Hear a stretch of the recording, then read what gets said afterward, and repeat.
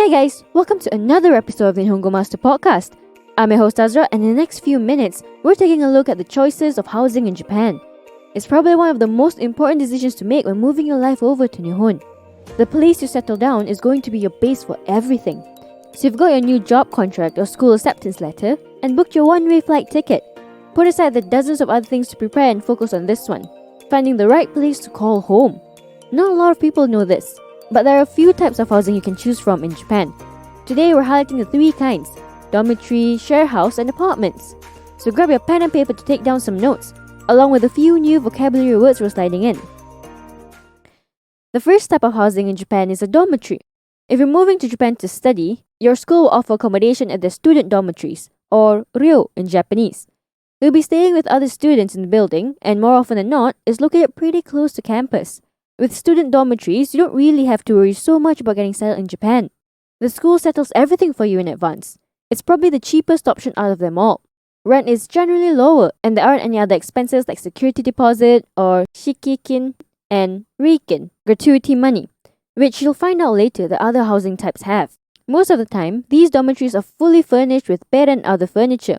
Your private space is your room, but sometimes you might even have a roommate. Everything else, like bathroom, living room, and kitchen, is shared. Some schools do offer dormitory rooms with private bathrooms though. I think the best part about staying at the school dormitory is that you have the opportunity to mingle around with others just like you, living and studying in Japan. There are some downsides though. One is that you're not guaranteed a room, because schools have limited numbers available. Another is having a curfew. Not for all campuses though. If you're going to work in Japan, you can also opt to stay at the company dormitory if they provide one. It's pretty similar. There are rules and sharing. I'd say the dormitory option is a good one to start off if you're worried about the hassle of finding a place on your own. It's convenient in the beginning, with everything taken care of. Here's a quick vocab recap.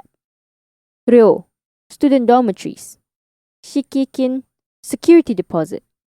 Reikin, gratuity money or key money. The next option for housing is a share house. I've had my fair share of share houses in Japan. In fact, only until a couple months ago, I was jumping from share house to share house the whole time. A share house, or sharehouse in Japanese, is exactly what it sounds like. You're sharing a house with others. It can also be called a guest house. You're basically renting either a private room or shared room, and everything else is shared. Some share houses offer rooms with private bathrooms too. Most share houses are fully furnished as well.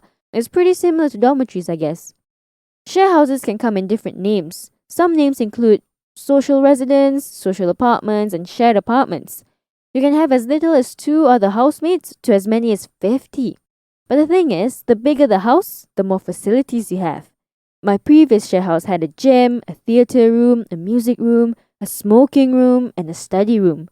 It was like paradise, honestly. Share houses aren't as cheap as dormitories. Some houses require a security deposit.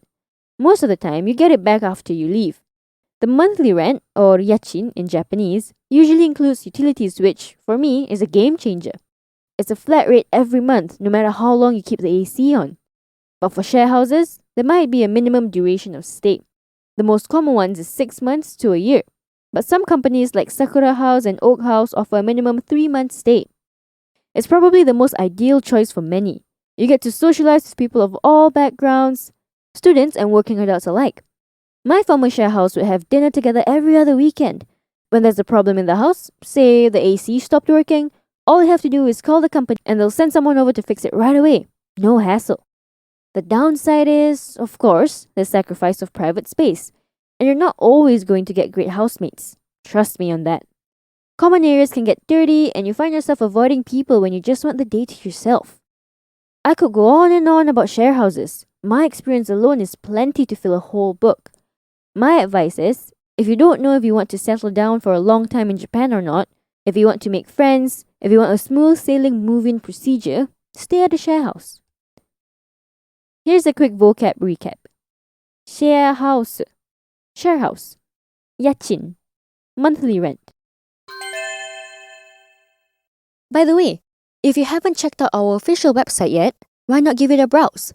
At Nihongo Master, we offer efficient Japanese lessons that are quick, easy, and fun for Japanese language learners of all levels, from beginners to advanced.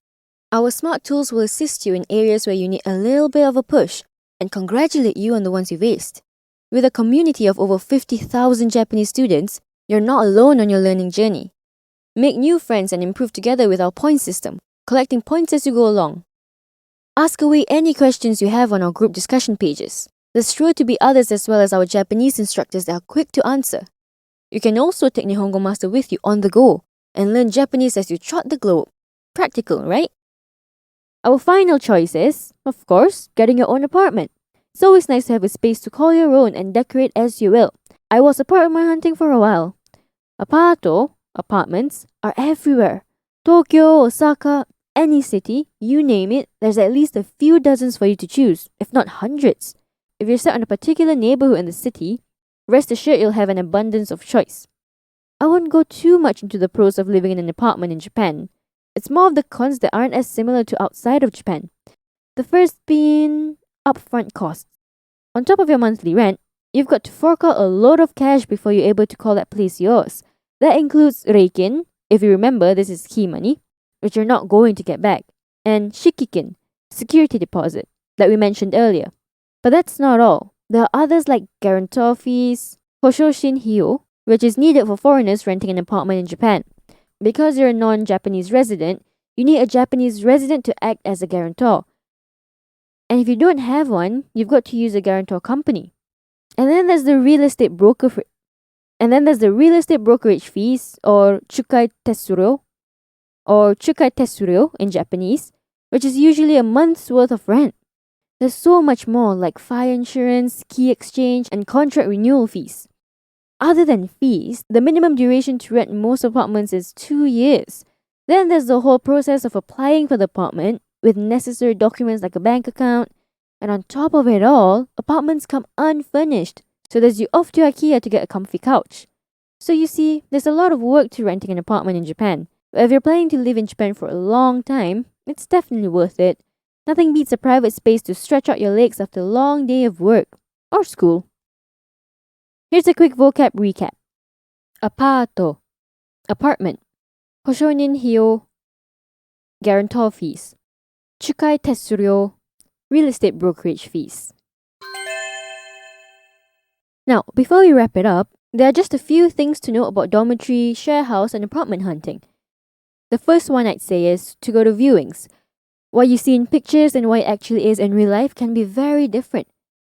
The pictures that are on the listing might be years old, and the building or room might not have the same freshness as it used to. For some of us, that can be a deal breaker. So I highly recommend scheduling viewings for share houses and apartments. You're going to be staying at that place for a while. You want it to be satisfactory. The other thing to take note is the location. You might find a cheap share house or apartment, but it's miles away from school or work, or any kind of action. I mean, you don't have to stay within seconds of Shibuya and Shinjuku, but give a thought about the neighborhood you're going to be in. Would you like it to be extremely residential and quiet, or have a bit of things happening? The further away you are from the city center, the cheaper it's going to be though. Oh, and there are various types of buildings in Japan, regardless of which housing option you choose, from traditional to modern Western style ones. Everything from the affordability and location to how the building is going to affect you in the long run is important. And last but not least, always keep in mind of the foreigner-friendly factor. When renting apartments especially, some listings are not up for grabs for foreigners. But don't be disheartened, Japan's changing, and hopefully soon, there won't be much of a strict rule anymore. So, which is it going to be? Are you going to be the life of the party, or is it just going to be a party for one? Tell us your thoughts by commenting on our social media platforms. You can find us on Twitter, Facebook, and Instagram. Also, head over to the Nihongo Master blog if you're interested in reading up on topics like these some more. And if you're keen on picking up some more Japanese for yourself, pop onto our official website, nihongomaster.com, to learn more. While you're at it, why not get yourself a subscription? Get a head start on your Nihongo journey with Nihongo Master. And thank you so much for listening in. And join me in the next one, where I'll be walking you down the avenue of Japan's rich culture. Mata ne!